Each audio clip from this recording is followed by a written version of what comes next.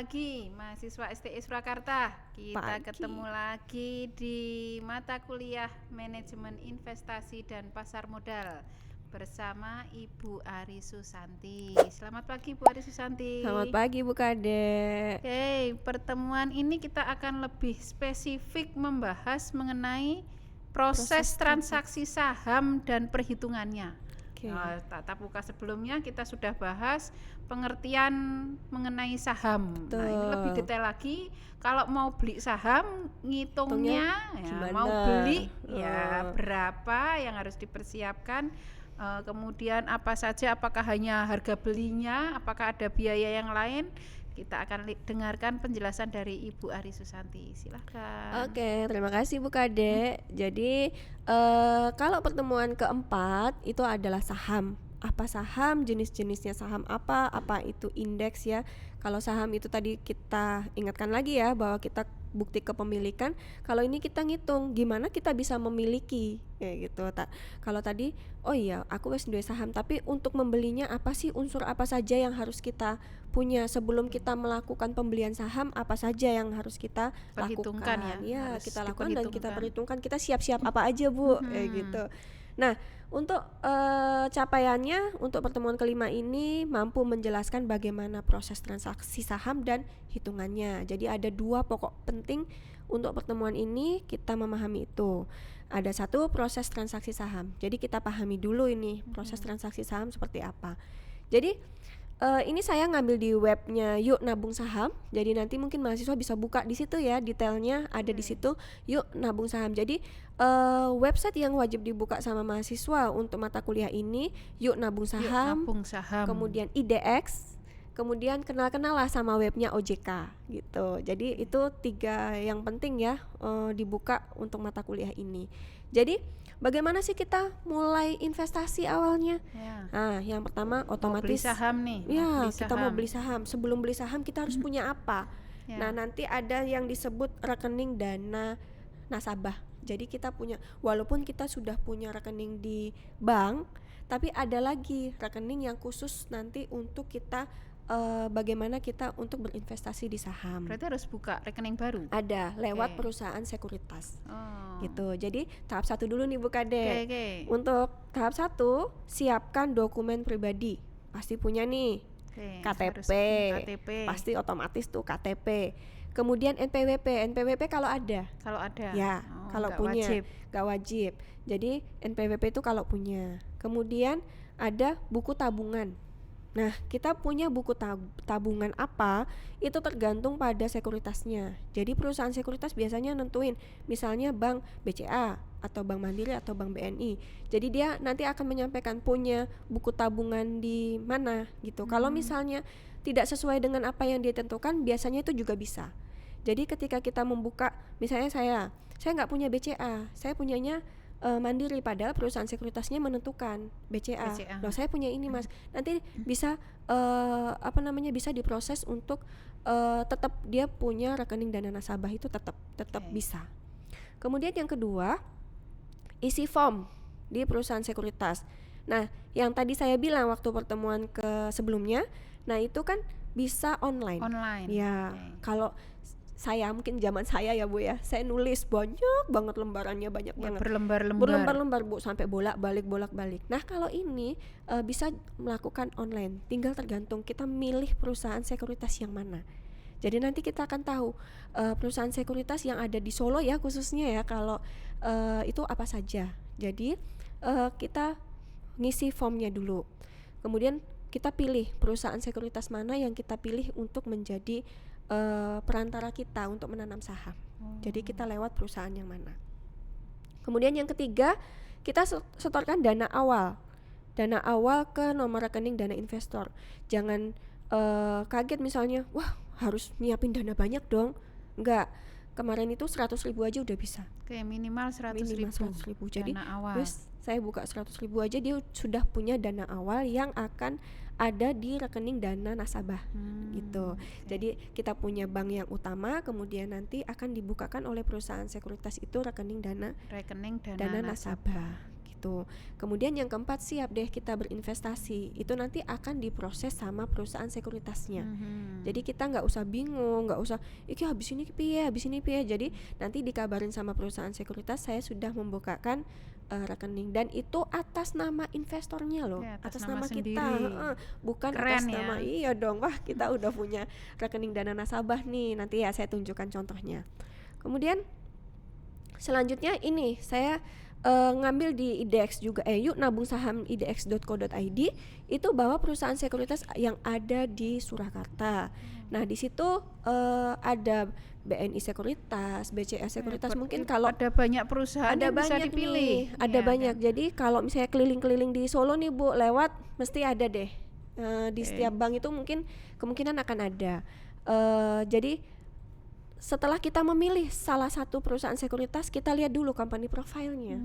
Gitu, kita harus buka cek. webnya. Oke, iya, kita dicek harus dulu cek satu nih. persatu ya. Iya, betul Kira-kira Bu. lebih mantap Yang mana? menggunakan perusahaan sekuritas yang mana. Betul.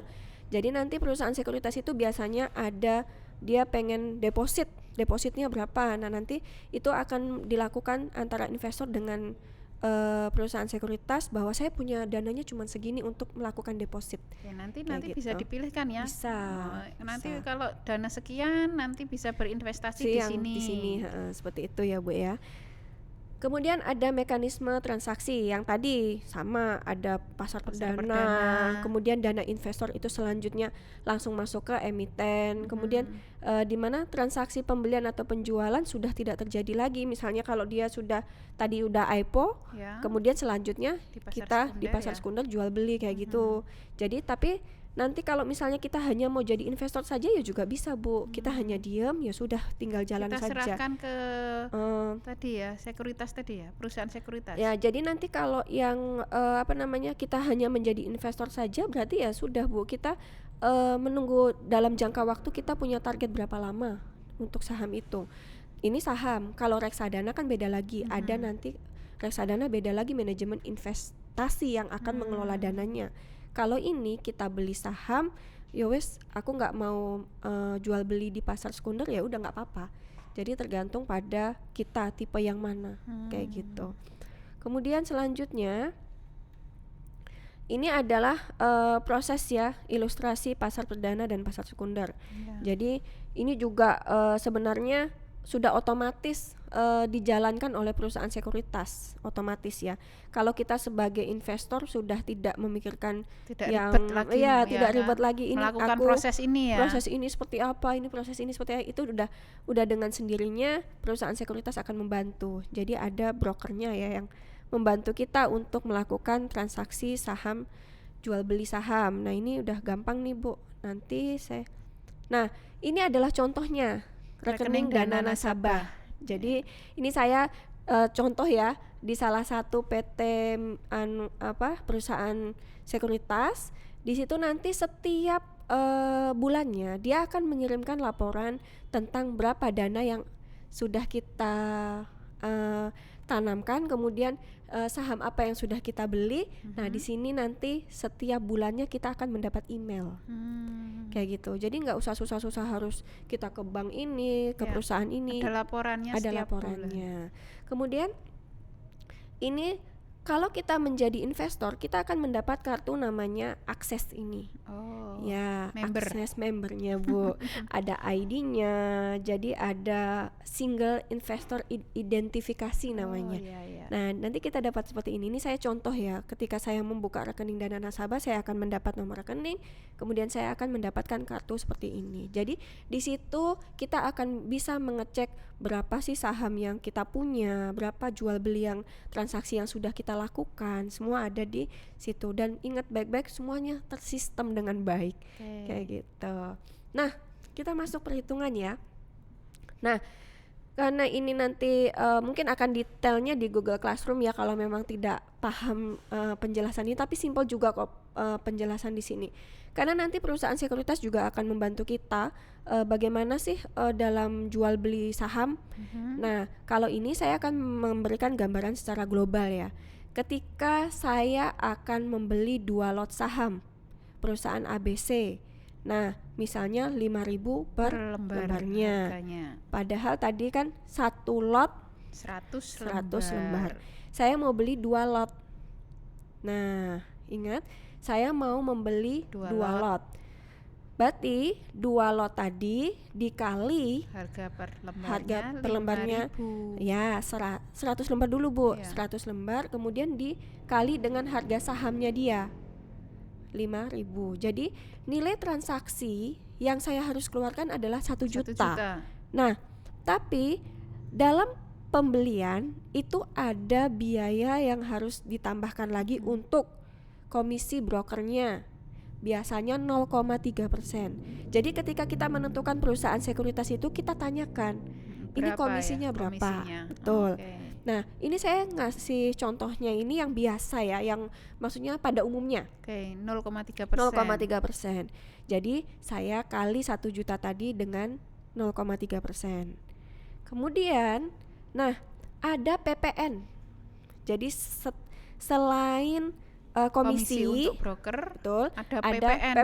PPN kan PPN 10%. komisi tadi ya. Ya, ada PPN 10% dikali 3.000 tadi kan komisinya. Ya. Oke, dapat PPN komisi 10% ya, dari komisi tadi. dapat Rp300. Kemudian, nah transaksinya berarti dijumlahkan.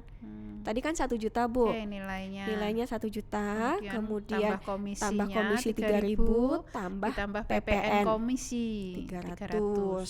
Nah kayak gitu. Jadi kalau saya mau beli saham dengan harga yang 5.000 tadi, berarti saya harus ngitung lotnya, dihitung, kemudian nanti dijumlahkan, berarti harganya adalah 1.300.300.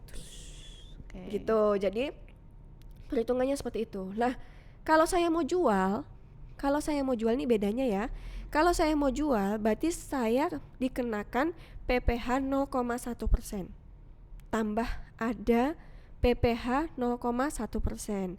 Jadi dari nilai transaksi jualnya kan tadi harganya 1 juta. Ya. 0,1% ini dikali 1 juta, berarti 1.000. Kemudian transaksi jual, maka biaya yang akan diterima adalah nilai transaksi dikurangi komisi broker, PPN-nya, kemudian PPh nilai transaksi. Jadi bedanya kalau jual ada PPh-nya. Jadi harga kita ini kenanya berkurang kayak gitu. Jadi harus kita pertimbangkan biaya-biaya transaksi yang terjadi itu tidak hanya misalnya harganya 1 juta, ya 1 juta. Ternyata ada hitungannya ada ketika beli. Waktu beli. Kalau jual, aku entuk 1 juta, 1 juta lagi enggak, tapi ada biaya misalnya ada kena PPN sama PPh nilai transaksi. Kayak gitu. Nanti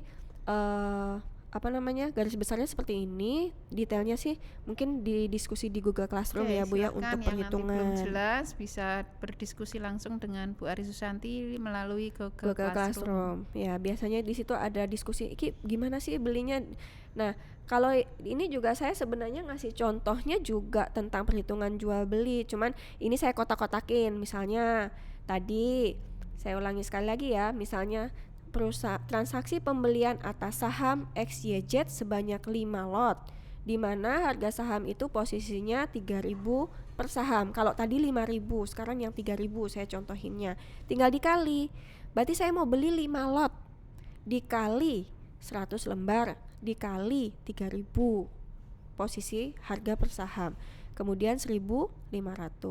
Komisinya tadi 0,3. Berarti kan 0,3 dikali nilai transaksi belinya. Kemudian dapat angka sekian.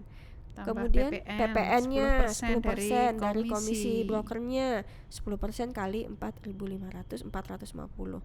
Kemudian tadi ada biaya-biaya ini dijumlahin, jadi total ya, kemudian dikeluarkan betul, yang dikeluarkan berarti transaksi beli ditambah dengan total biaya yang dikeluarkan tadi, ada komisi, ada apa.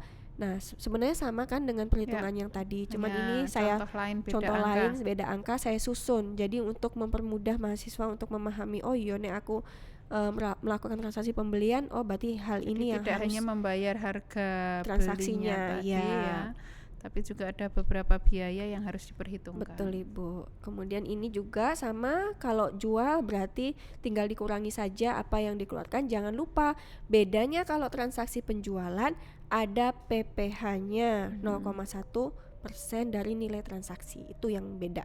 Jadi ini bisa mudah dipahami perhitungannya. Nanti kita akan bahas selanjutnya di Google Classroom aja ya. Kemudian lanjutnya terakhir ya, ini biasalah apa sih yang kita bisa beli, mungkin akan dipikirkan saat ini. Oke, mungkin itu Ibu pertemuan ke berapa ini tadi? Kelima ya. Oke, terima kasih Bu Ari Susanti. Nanti teman-teman yang minggu lalu sudah berniat untuk berinvestasi saham, hari ini sudah tahu bagaimana cara perhitungannya. Bila memang benar-benar ingin berinvestasi saham, juga prosedurnya harus kemana, mengisi Ya, apa yang dokumennya. dipersiapkan, dokumennya dan lain sebagainya. Kemudian kalau masih ada yang belum jelas, bisa ditanyakan melalui Google Classroom. Oke, demikian tatap muka kita kali ini. Terima kasih. Salam investasi. Ya.